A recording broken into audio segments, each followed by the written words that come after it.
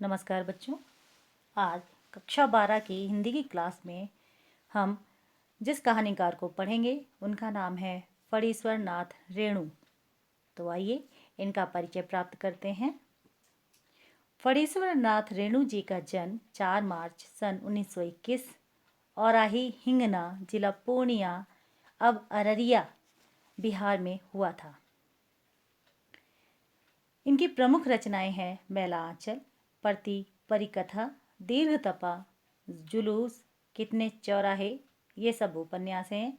ठुमरी, अग्निखोर, आदिम रात्रि की महक, एक श्रावणी दोपहर की धूप, ये कहानी संग्रह हैं। ऋण जल, धन जल, वन, तुलसी की गंध, श्रुत अनुश्रुत, पूर्व, ये सारे संस्मरण हैं। वहीं नेपाली क्रांति कथा रिपोर्ताज है तथा रेणु रचनावली 5 खंडों में इनका समग्र साहित्य संकलित है। इनका निधन 11 अप्रैल सन 1977 को पटना में हुआ। कुछ ऐसे चरित्र होते हैं जो प्राण प्रतिष्ठा पाते ही अपने सृजनहार के बधे बधाए नियम कानून नीति अथवा फार्मूलों को तोड़कर बाहर निकल आते हैं और अपने जीवन को अपने मन के मुताबिक गढ़ने लगते हैं। हिंदी साहित्य में आंचलिक उपन्यास के रूप में प्रतिष्ठित कथाकार फणीश्वर नाथ रेणु का जीवन उतार चढ़ावों एवं संघर्षों से भरा हुआ था। साहित्य के अलावा विभिन्न राजनैतिक एवं सामाजिक आंदोलनों में भी उन्होंने सक्रिय भागीदारी की। उनकी यह भागीदारी एक ओर देश के निर्माण में सक्रिय रही तो दूसरी ओर रचनात्मक साहित्य को नया तेवर देने में सहायक रही। सन 1954 में उनका बहुचर्चित आंचलिक उपन्यास मैला आंचल प्रकाशित हुआ, जिसने हिंदी उपन्यास को एक नई दिशा दी। हिंदी जगत में आंचलिक उपन्यासों पर विमर्श मैला आंचल से ही प्रारंभ हुआ। आंचलिकता की अवधारणा ने कथा साहित्य में गांव की भाषा, संस्कृति और वहां के लोक जीवन को केंद्र में लाकर खड़ा कर दिया। लोकगीत, लोकोक्ति, लोक संस्कृति, लोक भाषा एवं लोक नायक की इस अवधारणा ने भारी भरकम चीजों एवं नायक की जगह अंचल को ही नायक बना डाला।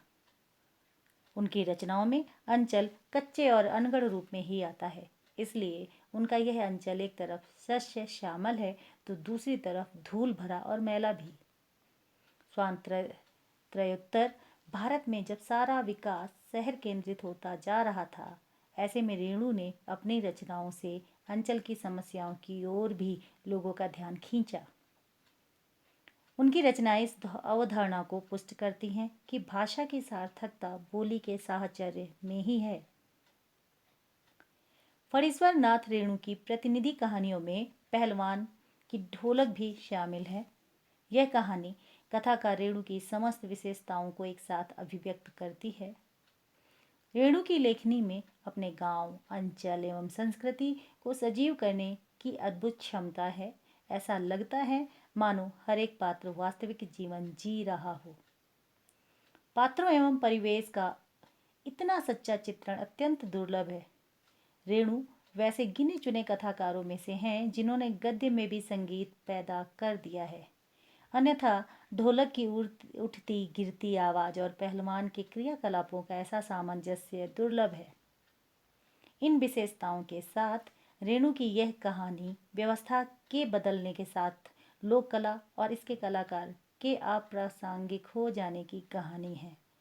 राजा साहब की जगह नए राजकुमार का आकर जम जाना सिर्फ व्यक्तिगत सत्ता परिवर्तन नहीं, बल्कि जमीनी पुरानी व्यवस्था के पूरी तरह उलट जाने और उस पर सभ्यता के नाम पर एकदम नई व्यवस्था के आरोपित हो जाने का प्रतीक है। यह भारत पर इंडिया के छा जाने की समस्या है, जो लुट्टन पहलवान को लोक कलाकार के आसन से उठाकर पेट भरने के लिए हाय तौबा करने वाली निरीहता की भूमि पर पटक देती है।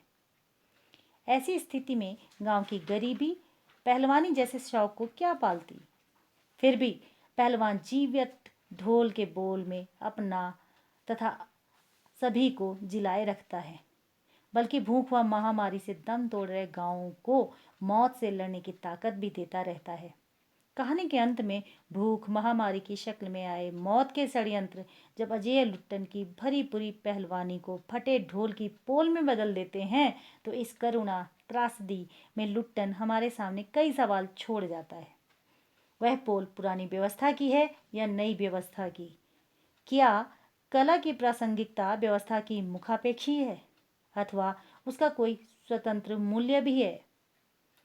मनुष्य की साधना और जीवन सौंदर्य के लिए लोक कलाओं को प्रासंगिक बनाए रखने हेतु हमारी क्या भूमिका हो सकती है? निश्चय ही यह पाठ हमारे मन में कई ऐसे प्रश्न छोड़ जाता है।